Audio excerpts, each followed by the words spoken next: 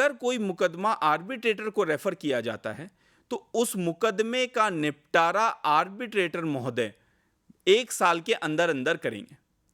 Suppose करिए Covid जैसी situation आ जाती है और आर्बिट्रेशन नहीं हो पाता, तो क्या वो 1 साल के बाद उस मुकदमे को नहीं देखा जा सकता? या किसी और सर्कमस्टेंस से, या कोई बहुत जटिल मुकदमा है जो साल भर में कंप्लीट नहीं हो पाया, तो क्या वो मुकदमा आपस्त हो जाएगा, खत्म हो जाएगा? नहीं, कानून के अंदर इसके बारे में भी प्रावधान दिए गए हैं और कानून इसके बारे में बताता है कि अगर किसी भी साल भर कंप्लीट होने के बाद दोनों पक्षकार अगर आपस में तय कर लें कि हम 6 महीने और देना चाहते हैं और इन्हीं आर्बिट्रेटर महोदय से अपने मुकदमे का निपटारा करना चाहते हैं, तो वो 6 महीने लिखित के अंदर म्यूचुअली अग्री करके आर्बिट्रेटर को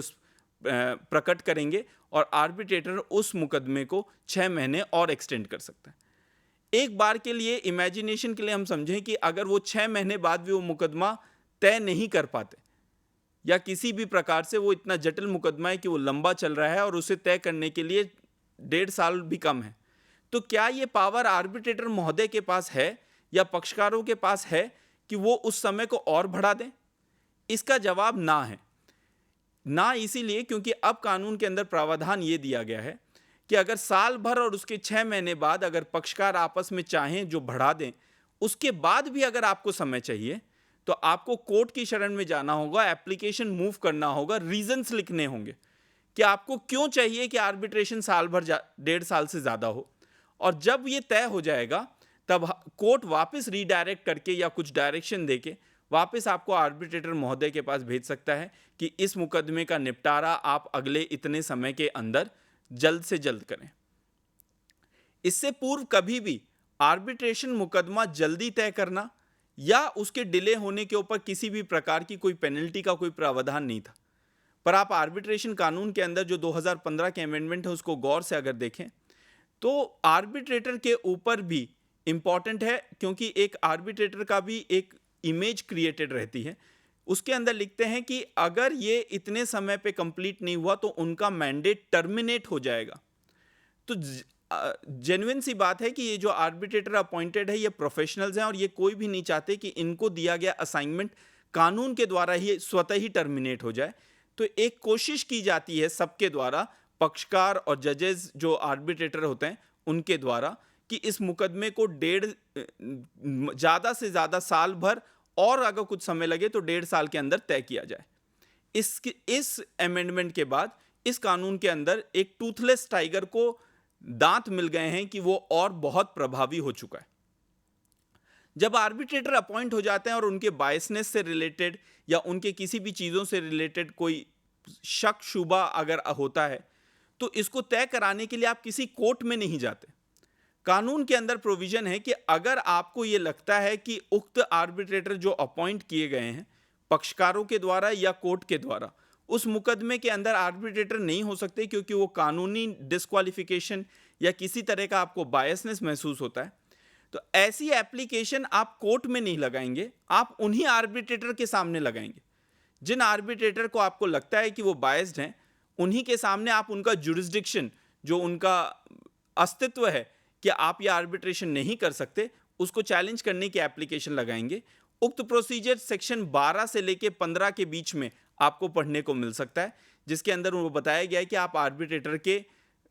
जुरिस्डिक्शन को कैसे चैलेंज कर सकते हैं।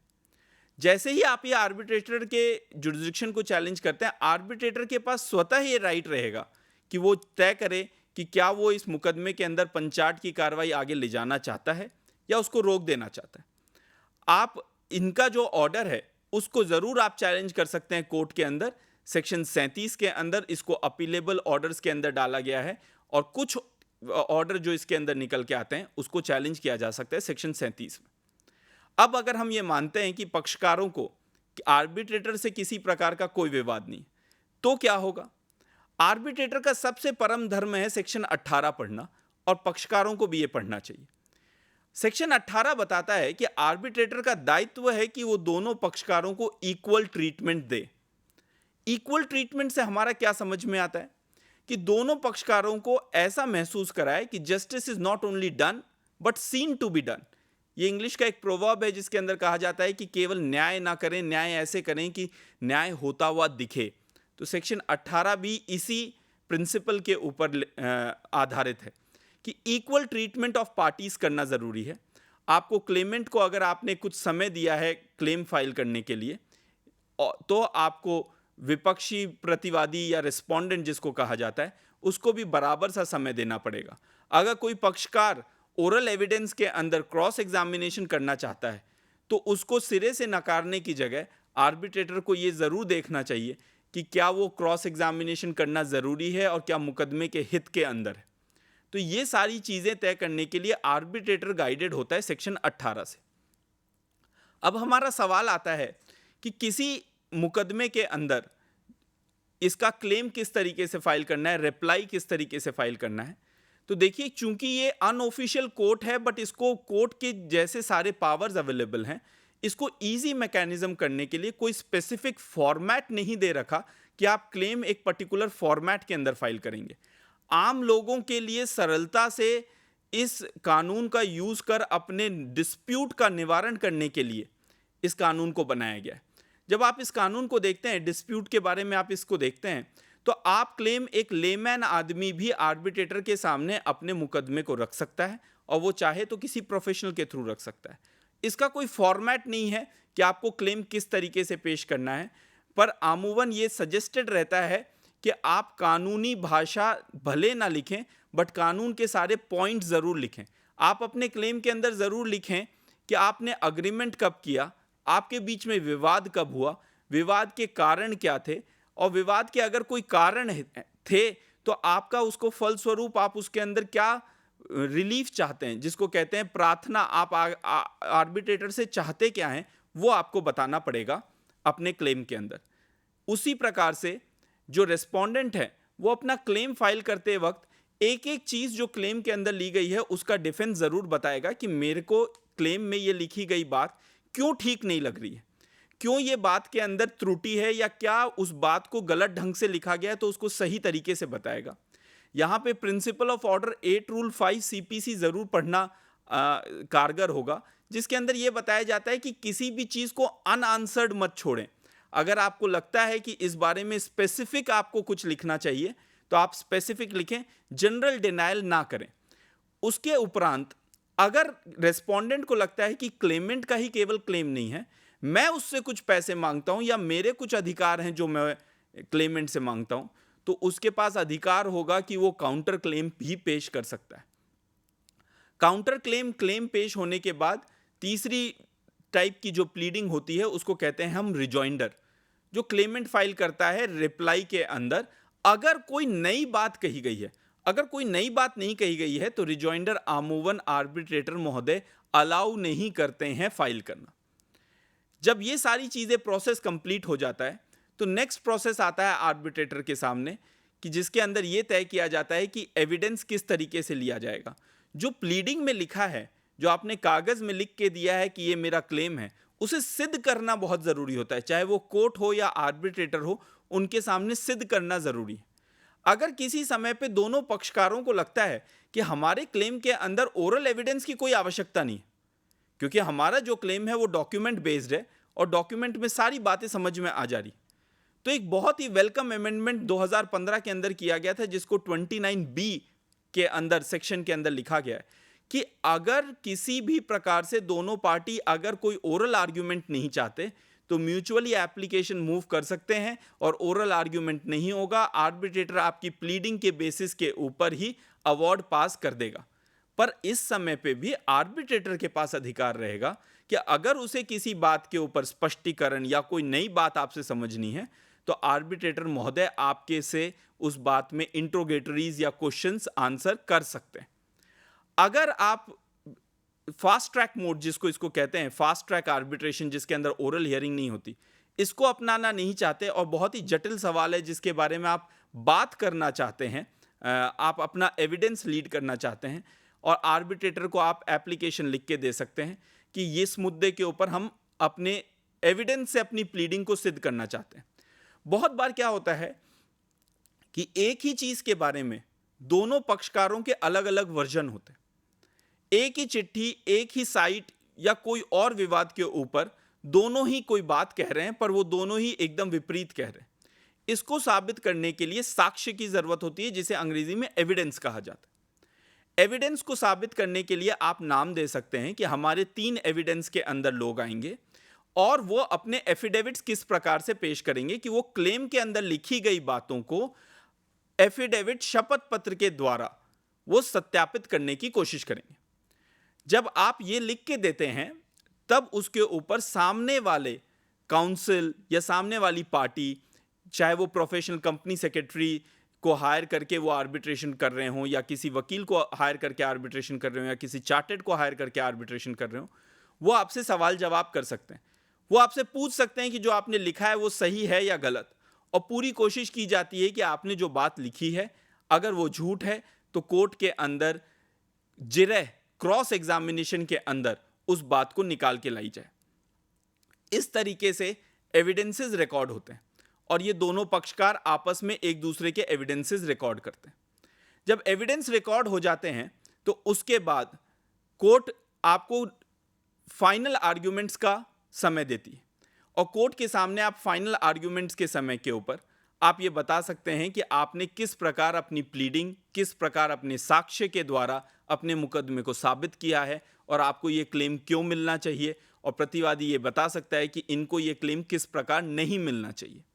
ये सारा का सारा प्रोसेस कल्मिनेट होता है अवार्ड पास करने के लिए। और यहां पे एक बहुत इंपॉर्टेंट पार्ट आ जाता है, सेक्शन 28। सेक्शन 28(3) के अंदर एक अमेंडमेंट किया गया 2015 में। वो अमेंडमेंट ये कहता है कि अगर आर्बिट्रेटर अपने अवार्ड में किस चीज को देखेगा,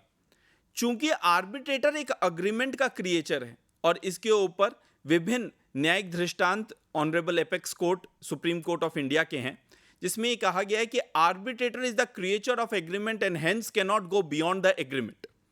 इसीलिए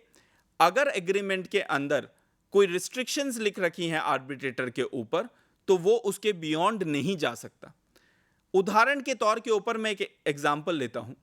कि अगर एक अग्रीमेंट के अंदर लिख रखा है कि आपको ये पूरा कार्य,